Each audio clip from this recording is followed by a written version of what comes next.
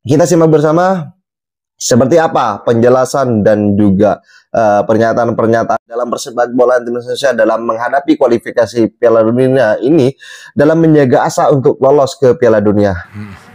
Cuman cara berpikir, cara menyampaikan, cara berbeda. Nah, lu kan yang lu selalu katakan ke gua juga adalah hal yang paling menjadi penilaian lu adalah hal-hal yang nggak bisa diajarin. Salah satunya itu decision making gitu. Ya. Itu hal-hal itu yang membentuk. Bukan nggak bisa diajarin. Kita bisa memoles lah. Memoles ya. Tapi dia harus punya bakat untuk bisa ngelihat itu. Itu apa yang menjadi sumbernya IQ. tuh? Itu yang football IQ lu bilang dulu itu ya. Lu nggak sekolah tinggi oke, tapi lu harus punya football IQ. Jadi pemain bola harus pinter. Ya, pemain top itu pinter semua, IQ-nya tinggi semua. Cuman sekolahnya nggak tinggi. Kan ada pinter akademis, Ya. yang lu harus sekolah dapat rank IPK berapa. Ada pinter streetwise, pinter di jalanan.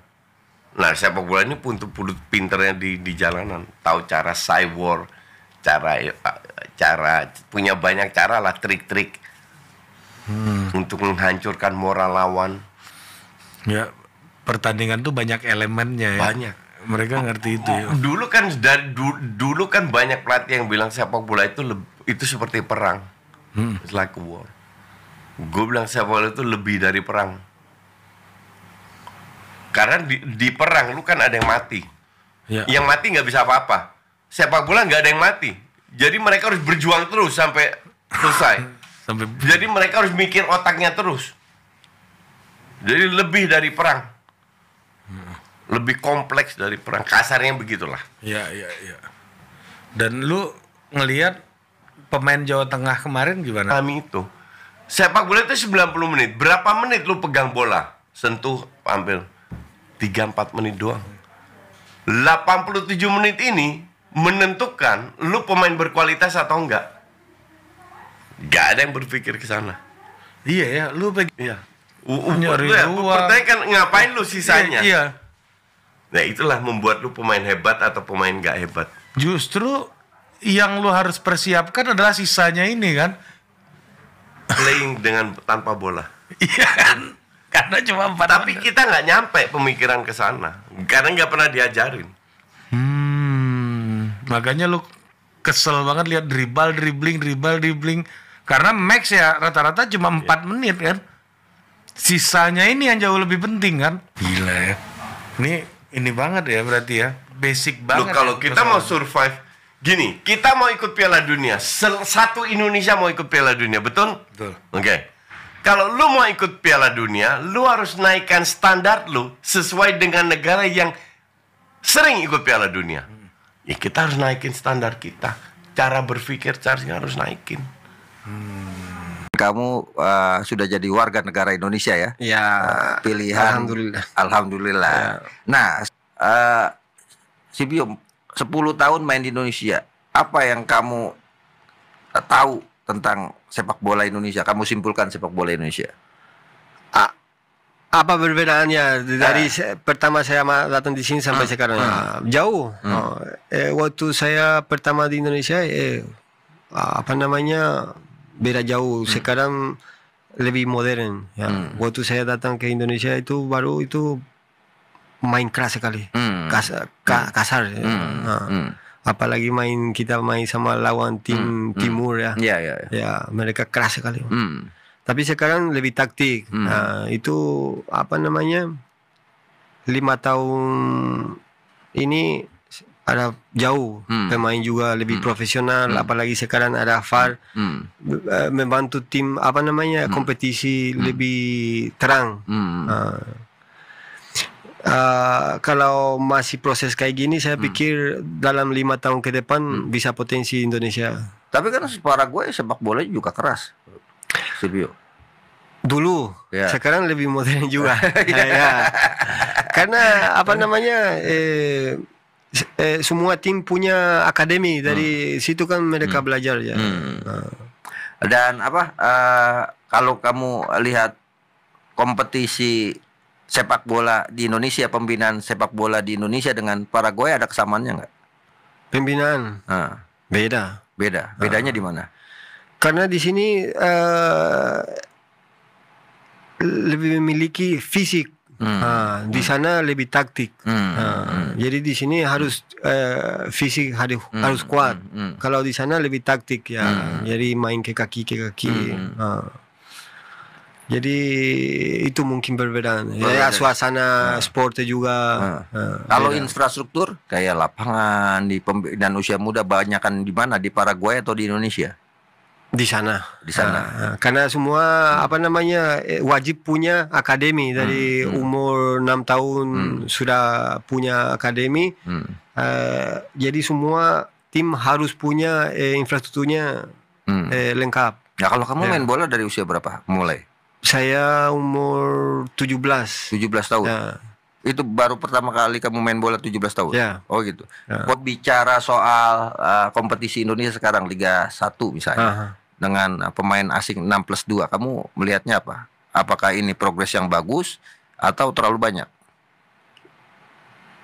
6+2 asing. Iya kan 8 kan sekarang Liga 1 kan. Buat kompetisi bagus ya. Tapi buat timnas saya pikir rugi. Karena anak muda, anak asli Indonesia tidak punya banyak kesempatan menit bermain. Jadi susah untuk bisa kasih lihat kemampuannya atau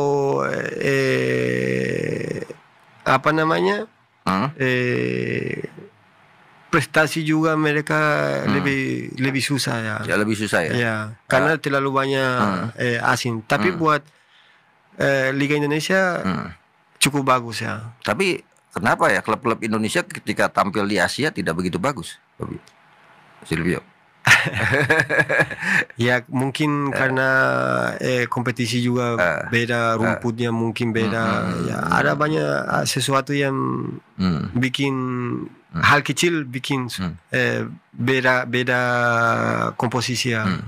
Tapi ngomong-ngomong, waktu kamu memutuskan diri jadi warga negara Indonesia, kamu berpikir nggak main untuk tim nasional Indonesia?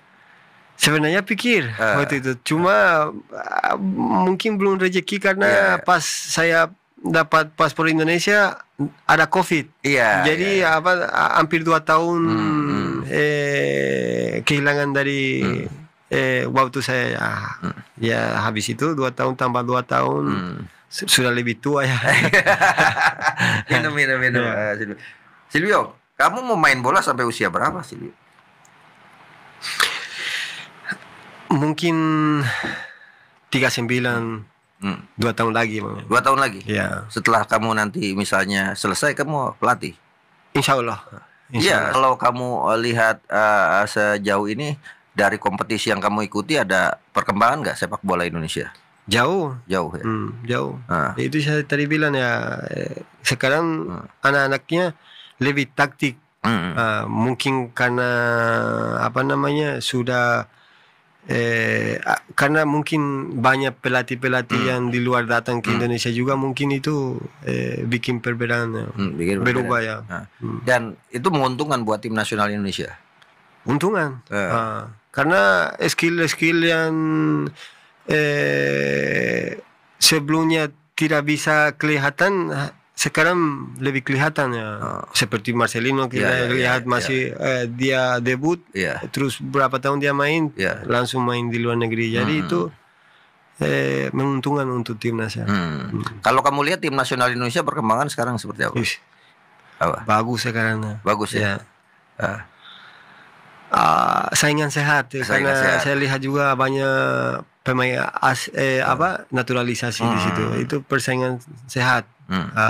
Jadi yang main di sini juga akan kerja keras, berusaha untuk bisa masuk timnas ya. Ya kemarin kan terakhir kita itu kalah dari Cina ya 1-2. Kamu lihat peluang Indonesia di grup C ini, tim nasional Indonesia untuk setidaknya masuk babak keempat gitu. Ada peluang. Misalnya dia draw sama Jepang. Terus Arab Saudi. Itu tanda-tanda positif ya. Misalnya dia ambil 2 kemenangan di kandang di sini, Bahrain sama Cina. Ya. Gitu. Itu sudah sudah bisa. Jadi kalau misalnya masuk ke babak keempat, kemudian nanti misalnya playoff bisa ketemu Paraguay ya.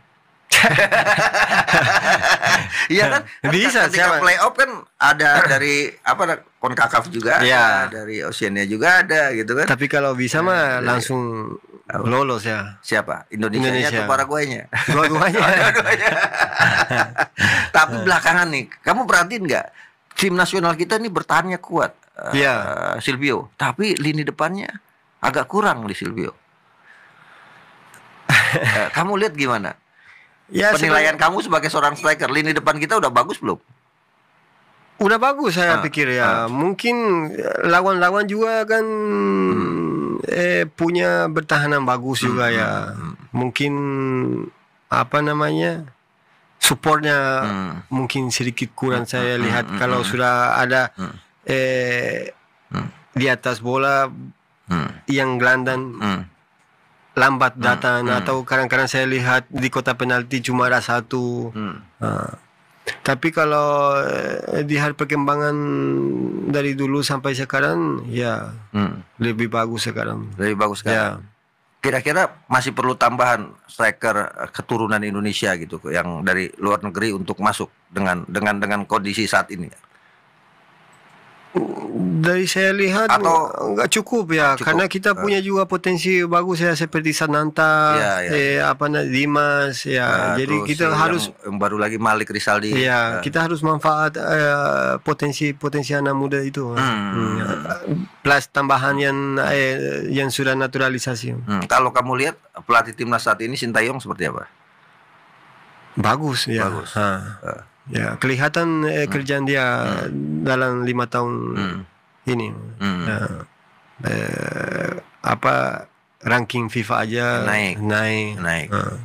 Tapi kan Semua sampai tim-tim lokal juga Iya, pasti iya. prestasi Iya, ya. kalau Tapi di lokal 3 kali gagal udah pecat tuh kemarin tuh Johannes Schneider kan.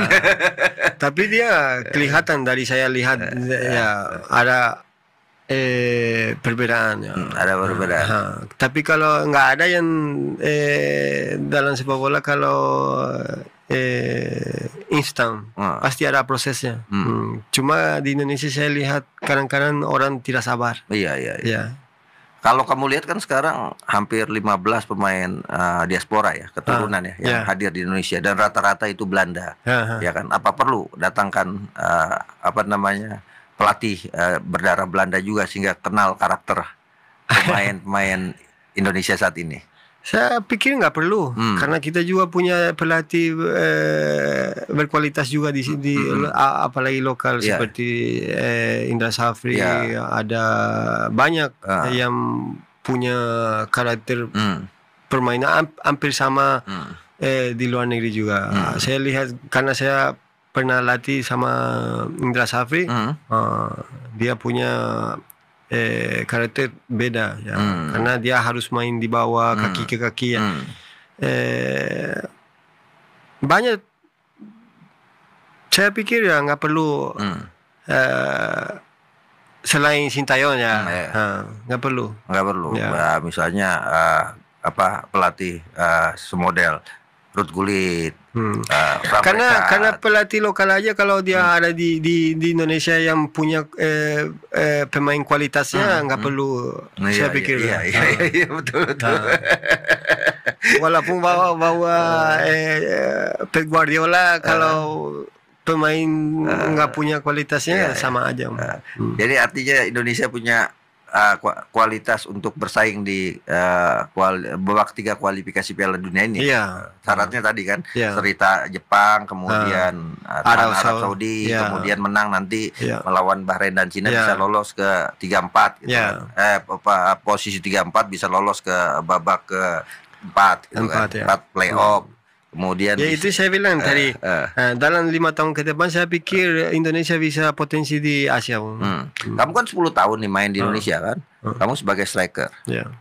Ada nggak 5 striker yang menurut kamu paling bagus di Indonesia dari sejak kamu main sampai sekarang? 5.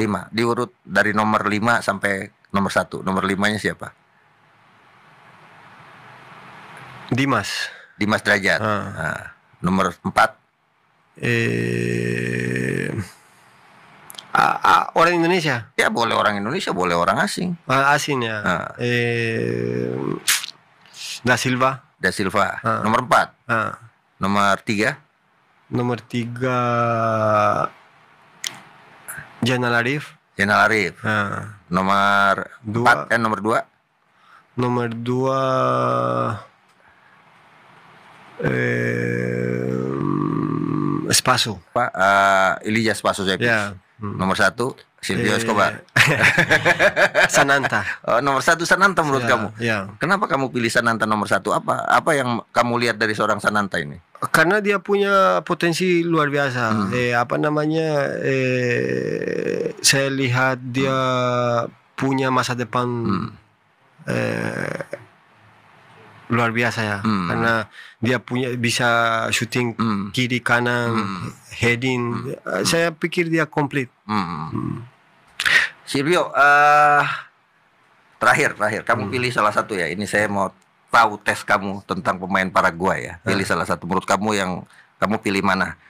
Oke, sahabat Garuda, saya rasa cukup statement kali ini. Jadi bagaimana tanggapan kalian? Silahkan ditulis di kolom komentar. Dan jangan lupa like dan subscribe channel ini agar kalian tidak ketinggalan informasi penting khususnya timnas Indonesia.